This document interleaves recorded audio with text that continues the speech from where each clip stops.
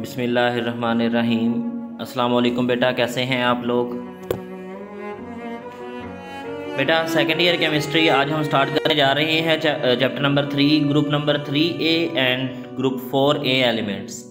बेटा इस चैप्टर में हम ग्रुप 3A और 4A के एलिमेंट्स को जो है वो डिटेल से स्टडी करेंगे। तो आज के इस चैप्टर के पहले लेक्चर में हमारे जो टॉपिक हैं बेटे वो हैं ग्रुप नंबर 3A एलिमेंट्स। इनका बेटा हम यहाँ पे इंट्रो करेंगे, इनका हम इंट्रोडक्शन पढ़ेंगे। और ग्रुप नंबर 3A एलिमेंट्स में से हम बेटा बोरॉन के कंपाउंड्स जो हैं बेटा वो आज स्टडी करेंगे। आज के लेक्चर में हम बोरॉन के कंपाउंड स्टडी करेंगे।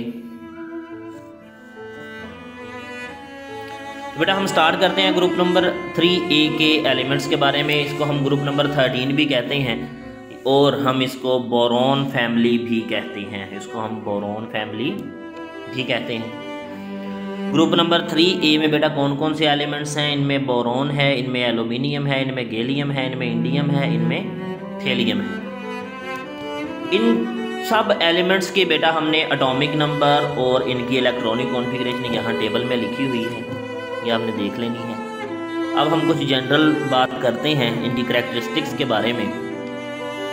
बेटे ये तमाम एलिमेंट्स जो हैं ग्रुप नंबर 3A के, ये सारे के सारे मेटल्स हैं सिवाय बोरॉन के।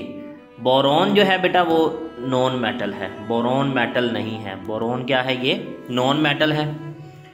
क्यों नॉन मेटल है? क्योंकि बोरॉन का तमाम एलिमेंट्स की निस्बत स्मॉल साइज़ है, और स्मॉल साइज़ होने का मतलब है हाई न्यूक्लियर चार्ज है, यानी बोरॉन आसानी से इलेक्ट्रॉन लूज़ नहीं कर सकती। क्यों? क्योंकि उसका साइज़ स्मॉल है। क्योंकि हम जानते हैं कि एक ग्रुप में टॉप टू बॉटम अगर हम मूव करते हैं तो एलिमेंट्स के जो एटम होते हैं उनका एटॉमिक साइज़ इंक्रीज़ कर रहा होता है, यानी कि साइज़ ऑफ एटम्स इंक्रीज़ कर रहे होते हैं डाउन द ग्रुप। तो बोरॉन चूँकि सबसे ऊपर है, टॉप पे है, तो डैट मीन्स कि इसका एटॉमिक साइज़ बहुत स्मॉल होगा। और एटॉमिक साइज़ बहुत स्मॉल होने का मतलब है कि न्यूक्लियस और वैलेंस शेल का फासला बहुत कम है। अगर न्यूक्लियस और वैलेंस शेल का फासला बहुत कम होगा तो अल्टीमेटली इलेक्ट्रॉन को लूज़ करना मुश्किल होगा। तो बोरॉन जो है बेटा ये नॉन मेटालिक होता है, ये मेटालिक बिहेवियर शो नहीं करता। लेकिन बाकी के जो एलिमेंट हैं एल्यूमिनियम, गैलियम, इंडियम, थैलियम, ये बेटा सारे के सारे क्या हैं? ये मेटल्स हैं। मेल्टिंग और बॉइलिंग पॉइंट की बात करें तो बेटा मेल्टिंग और बॉइलिंग पॉइंट जो है ना वो डाउन द ग्रुप जो है वो ग्रुप नंबर 3A में डिक्रीज़ कर रहे होते हैं। क्यों? क्योंकि एटॉमिक साइज़ इंक्रीज़ करता है, और एटॉमिक साइज़ इंक्रीज़ करने से मेटालिक बॉन्डिंग या जिनको हम बाइंडिंग फोर्सेस भी कहते हैं, बाइंडिंग फोर्सेस जो है ना बेटा वो डिक्रीज करती जाती हैं। क्योंकि एटॉमिक साइज इंक्रीज करता है तो बाइंडिंग फोर्सेस डिक्रीज कर रही हैं डाउन द ग्रुप। इसलिए टॉप टू बॉटम जो है वो मेल्टिंग पॉइंट डिक्रीज कर रहे होते हैं। और अगर आयोनाइजेशन एनर्जी की बात करें तो आयोनाइजेशन एनर्जी जो है वो टॉप टू बॉटम बेटा ionisation energy top to bottom decrease कर रही है। क्यों? क्योंकि एटॉमिक साइज़ इंक्रीज़ कर रहा है। बेटा इन तमाम एलिमेंट्स की प्रॉपर्टीज़ जिनमें atomic number, density, melting point, boiling point, first ionisation energy, atomic radius, ionic radius, electron affinity, electronegativity, ये हमने यहाँ पे टेबल में डिस्कस किए हुए हैं। एक बात बेटे आपने याद रखनी है कि आयोनाइजेशन एनर्जी के ट्रेंड को अगर हम देखें तो यहाँ पे हमें पेकुलियर बिहेवियर थोड़ा सा नज़र आ रहा है। वो कैसे? कि हमने कहा कि डाउन द ग्रुप जो है ना वो आयोनाइजेशन एनर्जी डिक्रीज़ करनी चाहिए, लेकिन एल्यूमिनियम की आयोनाइजेशन एनर्जी कम है, गैलियम की आयोनाइजेशन एनर्जी ज़्यादा है। इसी तरह इंडियम की आयोनाइजेशन एनर्जी कम है और थैलियम की आयोनाइजेशन एनर्जी ज़्यादा है। इसकी क्या वजह है? इसकी वजह है डी सब शेल। डी सब शेल जो है बेटा वो उसके अंदर जो इलेक्ट्रॉन्स होते हैं अगर वो मौजूद हैं तो वो अल्टीमेटली वो गैलियम, इंडियम और थैलियम में आएंगे। गैलियम, इंडियम और थैलियम में ज़्यादा इलेक्ट्रॉन होने की वजह से इनकी इलेक्ट्रॉनिक कॉन्फ़िगरेशन अगर हम देखें गैलियम की तो बेटा इसमें 3d10 है, और अगर हम देखें इंडियम में तो इसमें 4d10 है, और अगर हम देखें थैलियम में इसमें 5d10 है।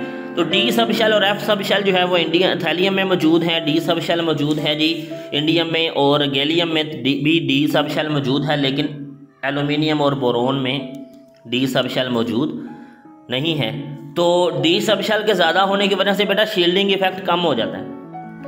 डी सब शेल मौजूद होने की वजह से शील्डिंग इफेक्ट में कमी आ जाती है, जिसकी वजह से हम कहते हैं कि न्यूक्लियर चार्ज जो है वो एस और पी इलेक्ट्रॉन के ऊपर जो है वो ज़्यादा हो जाता है, और एस और पी के इलेक्ट्रॉन को बाहर निकालना हमारे लिए आसान नहीं रहता। तो इसलिए आयनाइजेशन एनर्जी के ट्रेंड में थोड़ी सी वेरिएशन यहाँ पे आती है। नेक्स्ट बेटा हमारे पास है अकरेंस ऑफ बोरॉन। बोरॉन कहाँ कहाँ पे पाई जाती है बेटा? बोरॉन जो है वो अबंडेंट एलिमेंट नहीं है इतना, ये सॉइल में पाया जाता है ट्रेसिस के तौर पर बहुत कम अमाउंट में, और ये बहुत सारे प्लांट्स की प्रॉपर ग्रोथ के लिए बेटा हम जो है ना वो इसको इस्तेमाल करते हैं। इसके अलावा बेटा बोरॉन जो है वो नेचर में हमेशा कंबाइंड फॉर्म में मिलेगा, और कंबाइंड फॉर्म में किसके साथ होगा? ऑक्सीजन के साथ होगा। इसके बोरेट हमें मिलेंगे, ऑक्सी बोरेट, जिनको हम कहते हैं कि ऑक्सीजन के साथ ये पाया जाएगा। और इसकी जो मिनरल्स हैं बेटा, इन मिनरल्स को आपने याद करना है for MCQ point of view and for short question point of view से और एमसीक्यू पॉइंट ऑफ व्यू से आपने इसकी मिनरल्स को याद रखना है। सबसे पहले मिनरल है इसकी बोरेक्स, जिसको हम टिंकल भी कहते हैं। इसका फार्मूला है Na2B4O7.10H2O। सेकंड जो बेटा इसकी मिनरल है वो है क्लेमेनाइट। क्लेमेनाइट बेटा जो है ना ये कैल्शियम और ऑक्सीबोरेट होता है, कैल्शियम का ऑक्सीबोरेट होता है, यानी कि Ca2B6O11.5H2O। इसके बाद बेटा ये बोरॉन पाई जाती है आर्दोबोरिक एसिड में H3BO3 में, या इसको BOH थ्राइस की फॉर्म में भी लिखते हैं। बेटा ये सारी जो मिनरल्स हमने पढ़ी हैं, आपने इन मिनरल्स के जो हैं वो मॉलिक्यूलर फार्मूलाज याद कर लेने हैं, और इनके आपने केमिकल फार्मूलाज याद कर लेने हैं, और आपने इनके नाम याद कर लेने हैं। Very important MCQ, tinkle is a mineral of boron. Tinkle किसकी मिनरल है? अभी हमने पढ़ा किसकी मिनरल है? बोरॉन की मिनरल है। इसके बाद बेटा हम आ जाते हैं एक शॉर्ट क्वेश्चन के तौर पर, शॉर्ट क्वेश्चन पे। शॉर्ट क्वेश्चन क्या है? Peculiar behaviour of boron. हमने कहा था कि हर ग्रुप का जो पीरियोडिक टेबल में मौजूद हर ग्रुप का जो पहला मेंबर होता है वो अपने बाकी तमाम मेंबर की निस्बत अलग बिहेवियर शो करता है, जिसको हमने कहा था पेकुलियर बिहेवियर। तो अब हम ग्रुप नंबर 3A के एलिमेंट को पढ़ रहे हैं, तो इनमें पहला मेंबर जो है वो बोरॉन है, तो बोरॉन का पेकुलियर बिहेवियर पढ़ने जा रहे हैं। बेटा बोरॉन का पेकुलियर बिहेवियर जो है वो उसकी वजह क्या है? उसकी वजह वही है small size greater nuclear charge, जो हमने पहले पढ़ी थी। अब ये किन किन पॉइंट्स में, किन किन खुसूसियात में डिसिमिलैरिटीज शो करता है अपने ग्रुप मेंबर से, वो पॉइंट हम पढ़ते हैं। सबसे पहले हमारे पास बेटा है कि बोरॉन वाहद ऐसा ग्रुप 3A का एलिमेंट है जो नॉन मेटालिक है बिहेवियर में। हालांकि हमने कहा कि बाकी सारे, यानी बोरॉन के बाद एल्यूमिनियम है, एल्यूमिनियम के बाद बेटा गैलियम है, गैलियम के बाद इंडियम है, और इंडियम के बाद थैलियम है। लेकिन बोरॉन वाहद एलिमेंट है जो नॉन मेटल है, बाकी सारे के सारे जो है ना वो मेटल्स हैं, बाकी सारे के सारे मेटल्स हैं, लेकिन सिर्फ बोरॉन ऐसा एलिमेंट है जो नॉन मेटल है। पहला पेकुलियर बिहेवियर हमने पढ़ लिया। बेटा ये वो वाहद ऐसा एलिमेंट है जिसके वैलेंस शेल में 4 इलेक्ट्रॉन से कम इलेक्ट्रॉन है, और ये मेटल नहीं है। हमने कहा था कि जिस एलिमेंट के वैलेंस शेल में 4 से कम इलेक्ट्रॉन होंगे, यानी 1 होगा इलेक्ट्रॉन, 2 होंगे आखिरी शेल में इलेक्ट्रॉन, या 3 होंगे, वो इलेक्ट्रॉन को लूज करके अपना ऑक्टेट मुकम्मल करेगा। इसका मतलब इलेक्ट्रॉन लूज करेगा तो मेटल्स होंगी, मेटालिक होगा। अब बोरॉन वाहद ऐसा एलिमेंट है जिसके वैलेंस शेल में 4 से कम इलेक्ट्रॉन हैं, 3 हैं, लेकिन ये इलेक्ट्रॉन लूज नहीं करता, ये मेटालिक बिहेवियर शो नहीं करता। बोरॉन बेटा जब भी बॉन्डिंग करता है ये अपने तीनों के तीनों वैलेंस शेल के इलेक्ट्रॉन को इस्तेमाल करता है, और पॉजिटिव ऑक्सीडेशन स्टेट शो करता है +3, और माइनस में ऑक्सीडेशन स्टेट इसकी होती है -3। सबसे बेटा इंपॉर्टेंट जो है ना वो कहता है कि one of the outstanding feature of the chemistry of boron, कि ये मॉलिक्यूलर एडिशन कंपाउंड बनाता है, मॉलिक्यूलर एडिशन कंपाउंड बनाता है। आखिरी पॉइंट ये है कि बोरॉन जो है बेटा ये आयनिक कंपाउंड नहीं बनाता, क्योंकि ये मेटालिक नहीं है, इसलिए आयनिक कंपाउंड नहीं बनाता। किसके साथ? सल्फेट के साथ, नाइट्रेट के साथ, और दूसरे एनाइन के साथ। लेकिन बाकी के तमाम एलिमेंट जो हैं वो आयनिक कंपाउंड बनाते हैं। एल्यूमिनियम सल्फेट आयनिक है, एल्यूमिनियम नाइट्रेट आयनिक है, एल्यूमिनियम क्लोराइड आयनिक है, लेकिन बोरोन क्लोराइड BF3 BCl3 ये आयनिक नहीं है, ये आयनिक कंपाउंड नहीं बनाता। क्यों? क्योंकि बोरोन का जो कैटाइन होता है वो स्टेबल नहीं होता। इसके बाद बेटा हम कंपाउंड्स ऑफ बोरोन पढ़ने जा रहे हैं, जो हमारा दूसरा आज के टॉपिक में दूसरी हेडिंग थी। सबसे पहले हम बेटा इसका जो कंपाउंड स्टडी करेंगे, that is the very important compound of boron, borax. इसका नाम क्या है? बोरेक्स। केमिकली हम इसको कहते हैं sodium tetraborate, sodium tetraborate. Formula क्या है? Na2B4O7.10H2O, Na2B4O7.10H2O।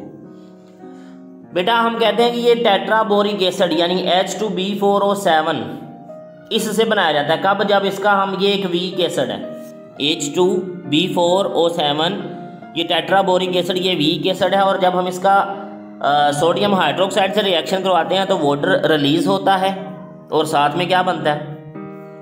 बोरेक्स बनती है। तो ये sodium salt of tetraboric acid कहलाएगा, sodium salt of tetraboric acid. Borax बेटा पाया कहाँ पे जाता है? बोरेक्स जो है वो टिंकल में पाया जाता है, जैसे हमने कहा था यहाँ पे ये बोरेक्स है, जिसको हम सुहागा भी कहते हैं। अब इसको बेटा बोरेक्स को प्रिपेयर कैसे करते हैं? इसको प्रिपेयर करने के दो मेथड है। पहला है कि हम सोडा ऐश के साथ रिएक्शन करवा दें बोरिक एसिड का, सोडा ऐश सोडियम कार्बोनेट के साथ बोरिक एसिड का रिएक्शन करवाएंगे तो बेटा इस रिएक्शन के नतीजे में बोरेक्स बनेगी, साथ में वाटर और CO2 रिलीज हो जाएगा। दूसरा मेथड है क्लेमेनाइट से हम जो है वो प्रोड्यूस कर सकें, यानी कि क्लेमेनाइट ये है, ये बोरोन की मिनरल है, इससे हम बोरेक्स बना सकते हैं।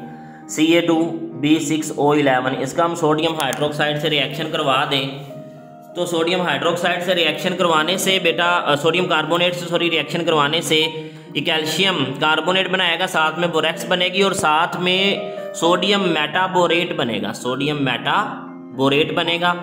सोडियम मेटाबोरेट से बेटा मज़ीद हम रिएक्शन करवा के मज़ीद बोरेक्स जो है वो हासिल कर सकते हैं कि हम सोडियम मेटाबोरेट जो है ना इसके साथ CO2 का रिएक्शन करवा दें तो ये Na2CO3 बन जाएगा, साथ में Na2B4O7 बन जाएगा। तो Na2B4O7 क्या है बेटा? ये बोरेक्स है। ये क्या है? ये बोरेक्स है। तीसरा बेटा तरीका है कि हम टिंकल से बना लें, वो टिंकल जिसके अंदर इम्प्योरिटीज हो।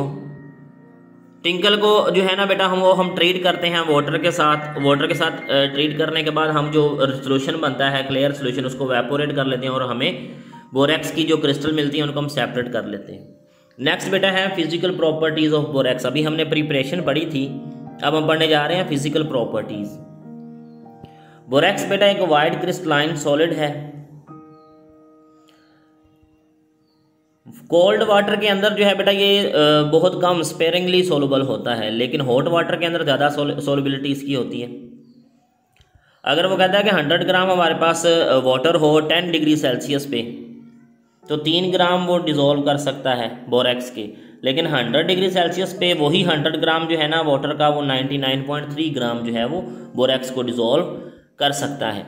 अगर हमारे पास तीसरा पॉइंट है कि अगर हमारे पास सैचुरेटेड सोल्यूशन होगा बोरेक्स का और उसको हम 62 डिग्री सेल्सियस पे क्रिस्टलाइज करवाएंगे तो हमें पेंटाहाइड्रेट स्ट्रक्चर मिलेगी बोरेक्स की, जिसको हम कहते हैं ज्वेलर्स बोरेक्स।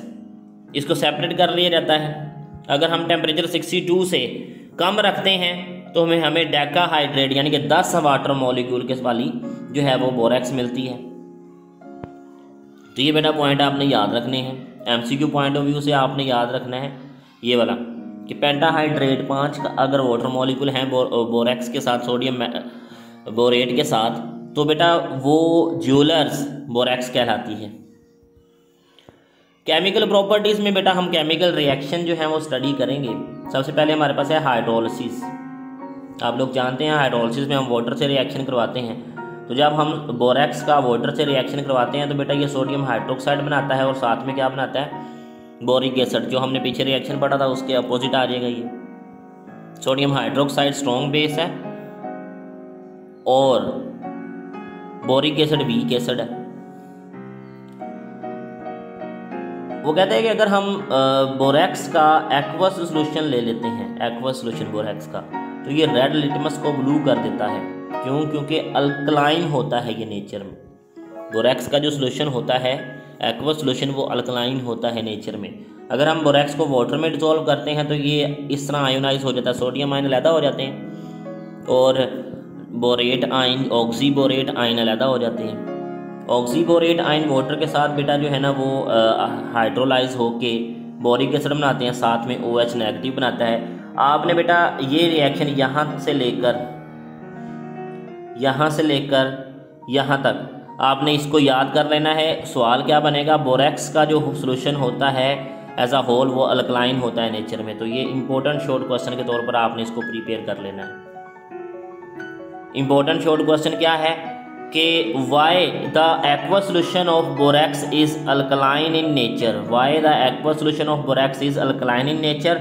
जब ये क्वेश्चन बेटा आपसे पूछा जाएगा तो आपने यहाँ से ये सेकंड जो है वो पॉइंट जो है बेटा वो यहाँ से यहाँ तक आप इसको लिख के उसको आंसर दे सकते हैं कि ये OH नेगेटिव आयन जो है ना वाटर के अंदर प्रोड्यूस कर देता है। OH नेगेटिव आयन जो है वो बेस की पहचान होती है। तो वाटर के अंदर जो बोरेक्स का सोल्यूशन होता है बेटा वो फिर अल्कलाइन होगा नेचर में, वो बेसिक होगा अल्टीमेटली। इसके बाद बेटा जो है वो इफेक्ट ऑफ हीट है हमारे पास कि जब हम बोरेक्स को हीट करते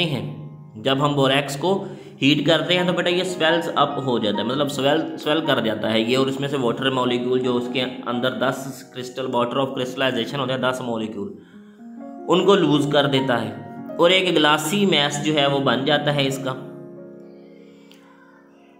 फर्दर ही वो कहता है कि इसको हीट करें, वाटर मॉलिक्यूल रिलीज करेगा, उसके बाद ये कन्वर्ट हो जाएगा एक ग्लासी मैस में। ये आपने इसकी जो है वो हीट करने पर इक्वेशन जो है बेटा वो याद कर लेनी है। नेक्स्ट है कि अगर हम बोरेक्स का रिएक्शन करवाते हैं किसी एसिड के साथ तो क्या होगा। जब हम बोरेक्स का रिएक्शन करवाते हैं किसी भी एसिड के साथ तो बेटा ये सॉल्ट बनाएगा, साथ में क्या बनाएगा? साथ में बना देगा बोरिक एसिड। अगर हम सल्फ्यूरिक एसिड के साथ रिएक्शन करवाते हैं तो ये सोडियम सल्फेट सॉल्ट बनेगा, साथ में बोरिक एसिड बन जाएगा। किसी भी एसिड से रिएक्शन करवाएं तो बेटा ये रिएक्शन सेम ही होगा, सॉल्ट बनेगा साथ में बोरिक एसिड बन जाएगा। अगर हम इसका बोरेक्स का रिएक्शन करवाते हैं अमोनियम क्लोराइड के साथ तो बेटा ये सोडियम क्लोराइड बनाएगा, साथ में ये बोरोन नाइट्राइड बना देगा, साथ में B2O3 बना देगा, साथ में वाटर बन जाएगा। ये बेटा आपने इसके रिएक्शंस जो हैं वो देख लेने हैं। इसके बाद बेटा ये बड़ा इंपॉर्टेंट क्वेश्चन है कि what is the reaction of an aqueous solution of borax on litmus. Litmus paper के ऊपर एक्वस सोल्यूशन का क्या असर होता है। लिक्विड बेटा लिटमस पेपर जो होता है उस लिटमस पेपर को ये रेड लिटमस पेपर को ब्लू कर देता है। उसकी वजह क्या होती है? उसकी वजह होती है ये स्ट्रॉन्ग बेस कि एक्वस सोल्यूशन जो होता है बोरेक्स का वो अल्कलाइन होता है नेचर में, जिसकी वजह से ये सोल्यूशन इसका बेसिक होता है। इसके बाद बेटा very very very important short question, borax bead test. Very important short question, what is the chemistry of borax bead test. ये बहुत इंपॉर्टेंट बेटा शॉर्ट क्वेश्चन है, आपने इसको नोट कर लेना है। ये रिएक्शन बेटा जो था ना ये 1812 में जैकब बर्ज़िलियस ने इंट्रोड्यूस करवाया था और इसको हम इस्तेमाल कहाँ पे करते हैं? इसको हम कन्फर्मेटरी टेस्ट के तौर पर इस्तेमाल करते हैं कलर्ड आइंस के लिए, जिनमें आ जाते हैं कॉपर के ion, cupric ion, ferrous ion, manganese का आयन, कोबाल्ट का आयन, क्रोमियम का आयन, फेरिक आयन और निकल के आयन। तरीका क्या है बेटा इस रिएक्शन को करवाने का, क्या आपने ये टेस्ट करना कैसे है? बेटा आपने एक प्लाटिनम वायर लेनी है, इसको हीट कर लेना है। हीट करने के बाद आपने उसका एक लूप बना लेना है। लूप बना लिया एंड पे वायर का, प्लाटिनम वायर का। उस लूप के ऊपर आपने बेटा क्या करना है, बोरेक्स जो है ना उसको रख लेना है। लूप के अंदर बोरेक्स को रख लेना है, जिस तरह हम फ्लेम टेस्ट करते हैं, और आपने उसको फिर हीट करना है। पहले जो है बोरेक्स वो स्वेल्ट होगी, उसके बाद बेटा वो मेल्ट करना शुरू हो जाएगी।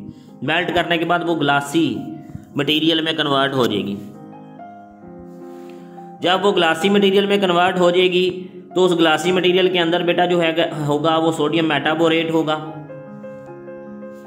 और साथ में होगा बोरिक एनहाइड्राइड B2O3, इसको हम कहते हैं बोरिक एनहाइड्राइड, बोरिक एनहाइड्राइड इसको हम कहते हैं, ये आपने याद रखना B2O3, ये B2O3 हमारे काम का है।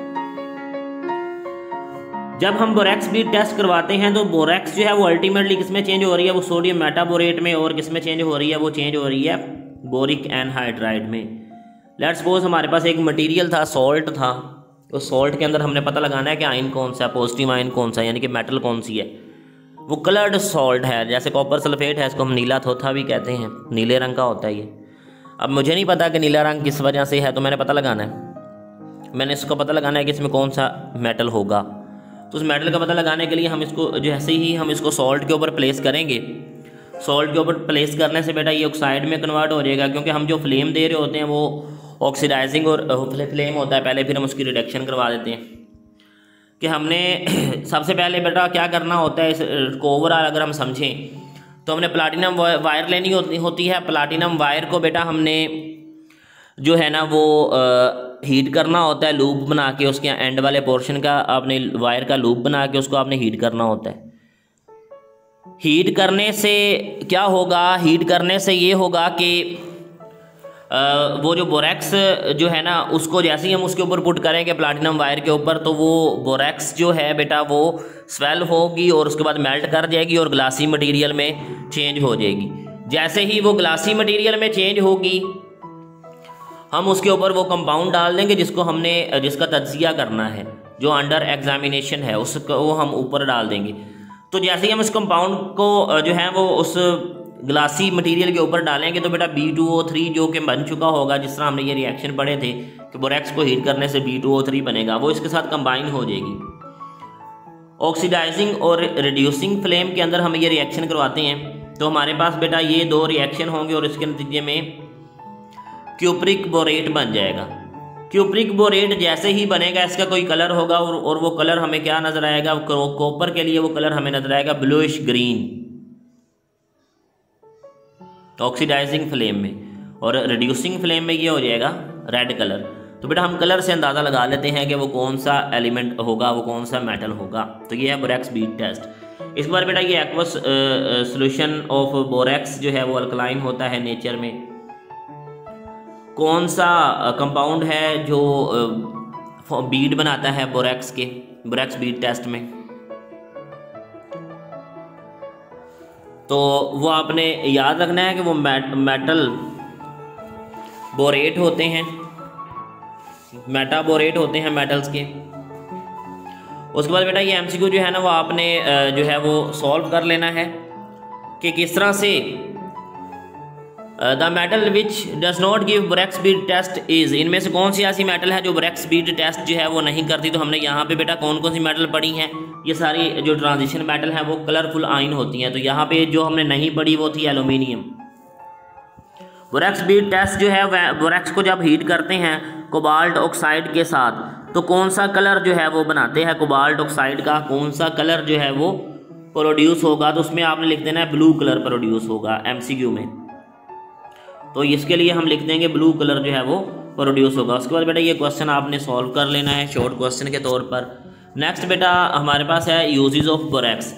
बोरेक्स को हम यूज़ करते हैं बेटा बोरेट ग्लास बनाने के लिए, जो हीट रेजिस्टेंस के तौर पर काम करता है।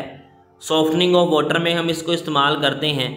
बोरेक्स बीड टेस्ट करने के लिए हम जो है मेटेलिक कैटाइंस की जो है वो बोरेक्स बीड टेस्ट करने के लिए हम बोरेक्स को इस्तेमाल करते हैं।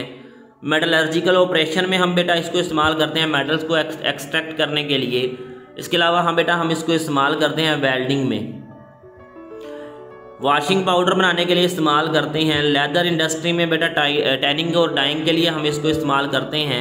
इसके अलावा बेटा हम बोरेक्स को इस्तेमाल करते हैं कॉस्मेटिक्स में, सोप्स में, टेक्सटाइल में, पेंट में, मेडिसिन में और मैच इंडस्ट्री में, और एज अ प्रेजर्वेटिव हम इसको इस्तेमाल करते हैं। तो ये था बेटा आज का लेक्चर, इसको आपने याद कर लेना है। नेक्स्ट हम इंशाल्लाह बोरिक एसिड को स्टडी करेंगे। तब तक के लिए इजाज़त चाहूँगा। थैंक यू वेरी मच बेटे। अल्लाह हाफिज़।